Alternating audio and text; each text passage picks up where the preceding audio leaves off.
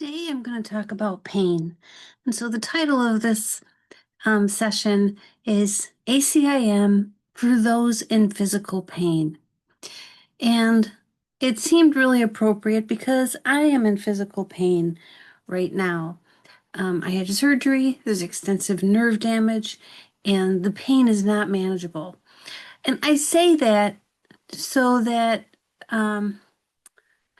any listener who's going through something similar can hear this through a lens that is their own and form, that they too are experiencing the pain that doesn't exist in the physical world, it's in the mind, but we are experiencing that in this moment in a particular form, in the hopes that it could be helpful to both of us.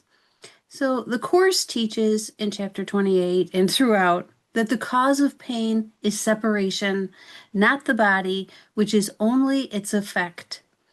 So the only cause of pain, the only we will ever have, is separation. Our belief in separation, our joining with the idea of separation. It will never be because this body had surgery and pieces of it were chopped up and now have to be repaired.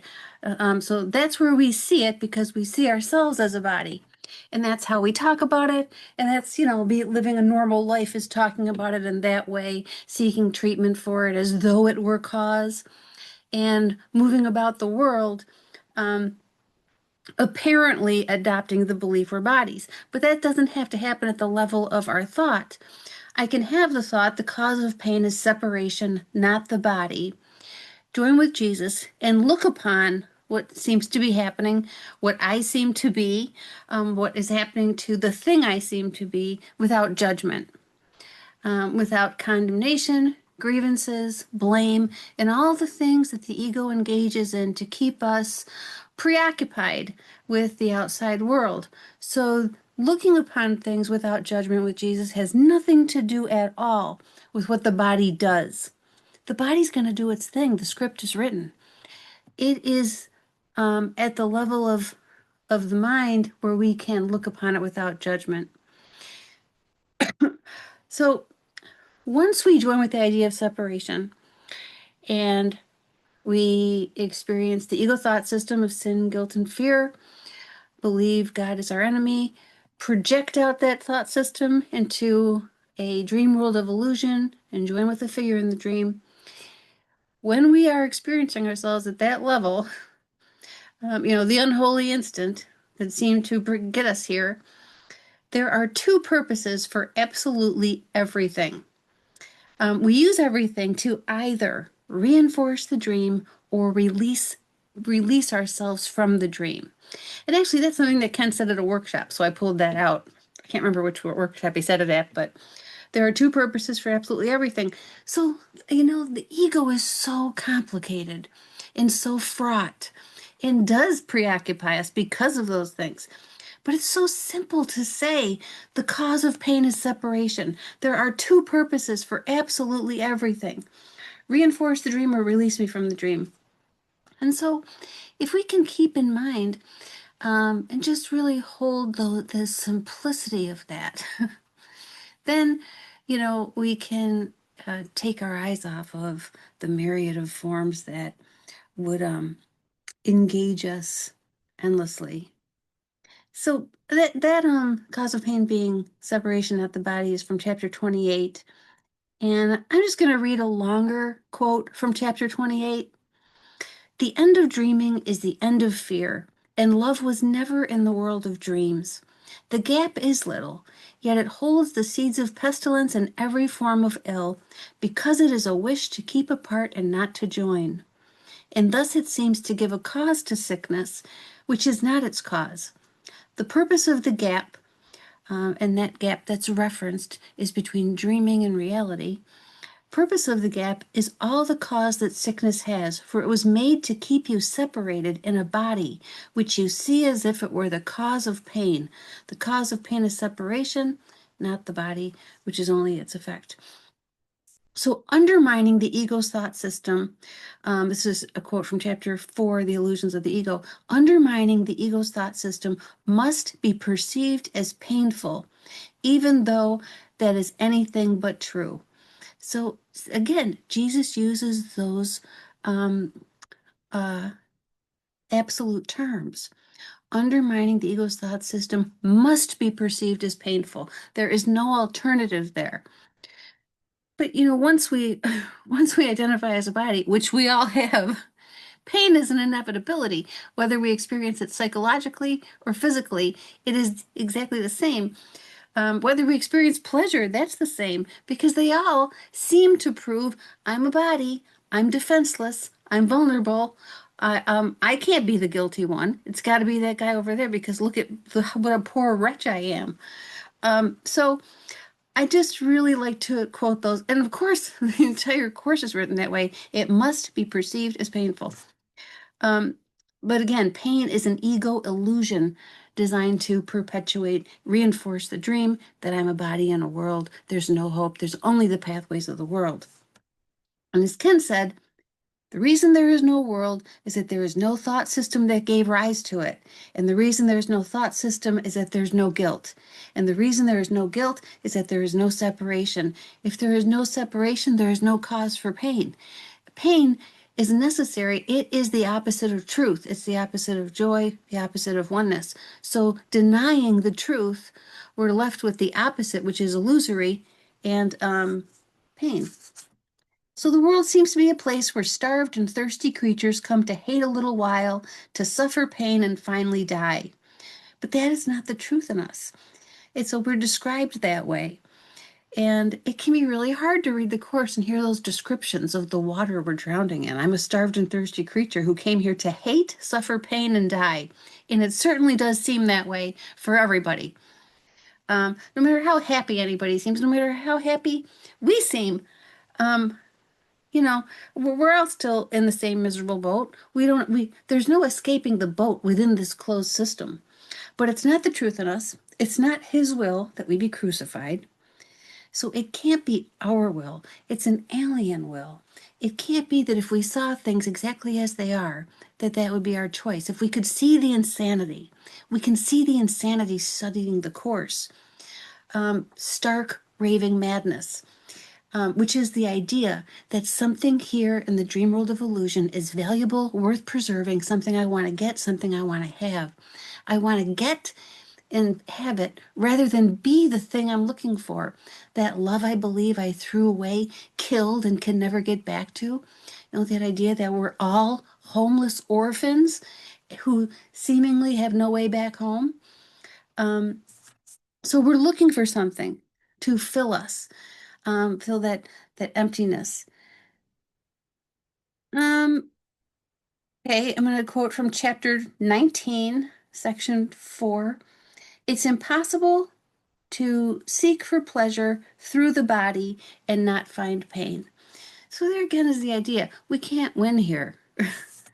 And that is such a merciful idea. The idea that we can't win here is something we should never forget. I mean, I want to tattoo it on my arm. I can't win here. Because that saves a lot of useless effort. And the funny thing is, it's not what the body does that equals effort. It is the what I use it for. It is the way I use it to prove what I am, that what I want to be. I can see what I want to be by the way I use everything that seems to happen here. But what happens here is an irrelevancy. It's just a shadow on the wall that we can't take our eyes off of and become invested in outcomes here, as though it were cause. So the only cause of pain is separation. And here's a quote from chapter 31, section 3, The Self-Accused. And this ties into it, I guess, because I tagged it. The mind that thinks it is a sin has but one purpose, that the body be the source of sin, to keep it in the prison house it chose and guards and holds itself at bay, a sleeping prisoner to the snarling dogs of hate and evil, sickness and attack, of pain and age, of grief and suffering.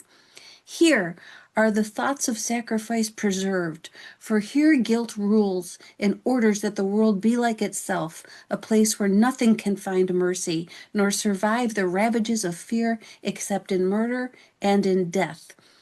So that is what we spend our time preserving when we believe the body is the cause of pain. that the surgery produced my pain, that I can't escape it, that I'm, the feeling of punishment, which is designed, that whole idea is designed to reinforce this idea of what I am. So I use it to either reinforce the dream or release me from the dream. I look upon it with my ego or I look upon it with him. It's just like everything else. Pain seems distinct because pain does seem to be a nonstop scream. Sometimes in the oblivion of moving through the dream world of illusion, things seem kind of okay. Um, you know, uh, and there are parts of the course that talk about the need to understand we're terrified rather than just be waiting for the catalyst that makes us aware of that. We could still reach out to the Holy Spirit and understand um, intellectually we must be terrified in order to be here because of safety has no meaning, because of our vulnerability. Um, and what it means to be a body. So he says at one point, you may wonder why it's so essential for you to realize how terrified you are, how much in pain you are. Um, Otherwise, you wouldn't be asking for help at all. You'll think you can navigate this world until the moment comes when you see it was just all dust running through your fingers. You didn't get anything here but pain and loss and deterioration. Um, so the other thing I want to add in is Ken did a Q&A, and one of the questions was he was asked about the distress people feel as they're listening to him. He was asked if the pain had to be there. And, just reading that question brings back sitting, in his classroom, and what it did bring up. So it shifted people in a way I just don't see any other teachers shifting people. I mean, I don't know. Maybe it's just because he's my teacher. I don't want to get off track here. But the distress people feel as they're listening to him, because he was brilliant at walking you through seeing past your face of innocence to the idea that you are a murderer and the ugliness within each of us and the slaughterhouse we live in. And if you can't see that and move through that, you're not going to have an experience of the light. And that's what he could lead you through. He could walk you through hell to glimpse that other side. So this was his answer. Yes, I think the pain has to be there. Well, that's exactly what it says in the course. Undermining the ego thought system must be perceived as painful. So again said, yes, I think that the pain has to be there, not has to in the sense it is the will of God or the will of Jesus. It has to be there because of what the ego thought system is. And if you realize that the whole world, the whole physical universe, and all the bodies in it literally are made up as a defense against the pain of our guilt and our sin, so that we would never have to look at it and experience it, then the process of stripping away the defense, which is what this course does, will have to be experienced as painful. Now, maybe most of the time it's psychologically painful, but again, it's all the same here. Any experience here, if we use it to prove the body's real, is pain. And then he goes on to say, there's that line that begins the section on special relationships and the illusion and the reality of love, where Jesus says, it is important to understand that looking at the special hate relationship involves a great amount of pain. And that's because our whole existence as a physical, psychological self is built on the premise, I will never look at that. I will never look at the guilt inside of me. Rather, I will split it off, project it out, and literally make up a person and a situation so that I will see it out there rather than in myself. I mean, the insanity, the magnitude of what seemingly happened is so upside down. He said, and as you begin to bring the projections back and undo defenses, which is what projection is, you become more and more aware in a directly experiential way of that terror of looking at your guilt and what a wretch you think you are. There's a workbook lesson that begins, you think you are the home of evil, darkness, and sin. To look at that is very painful. Pain is not Jesus's goal, and certainly this is a course to end suffering, not to make us suffer. Nonetheless, the process of undoing one's ego is almost always experienced as pain. So he did that. That is an excerpt. Actually, I'm not sure about that. He did a workshop called Duality as Metaphor. He did a really deep dive into the ego thought system and the insanity of the world, um, and how that is painful. He had been told, God, this was in the 90s, he'd been told that many students look at the course as lovely and sweet. He said that suddenly realizing that's not what it's talking about at all can be very frightening, and fear is always experienced as pain. So the goal isn't to make people miserable, but it's the goal to make people deny less and less, both in personal experience as well as to deny in denying what the course is saying. So that's the goal, that we become more and more honest. That is actually the cornerstone of the development of trust. I mean, we have to become more and more honest with ourselves. We become honest with Jesus and take responsibility for what we're experiencing, not to condemn ourselves and not to see guilt within ourselves, but to say, this is this experience of pain comes from separation and a willingness to be separate, and it's this I would undo. And as I look upon it, my investment in maintaining the illusion of what I am lessens because I see no value in it. So I think, when you talk about what might be helpful and what might be hurtful, it really only you can know that. So in the midst of an experience of yourself as a body having physical pain, you know best what is going to be the comforter for you. It may be, coarse language.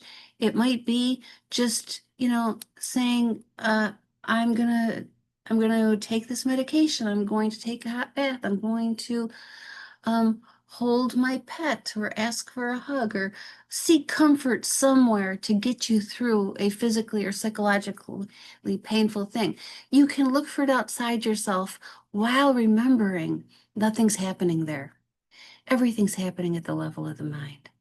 Every time I feel comforted, every time I feel pain lessened or something that I perceive as beautiful and good, that is just a tiny thimbleful of right-mindedness I'm allowing to reach my awareness. That happens only at the level of the mind. Nothing is happening in the dream world. Nothing. We seem to experience things there, but there is no there. There is a mind that thinks it's separate from everything. And that mind made up a world, made up a body, made up a surgery, and is experiencing pain. So you cannot go wrong. You can't go wrong at the level of the dream. You can only go wrong at how you use it to um, reinforce the dream or release yourself from the dream. So I think that is the overall message here. You cannot go wrong. Everyone is off the hook. No one can go wrong at the level of the world, only at how we look at it. And that is from the silence, from the center we return to within. So thank you for listening.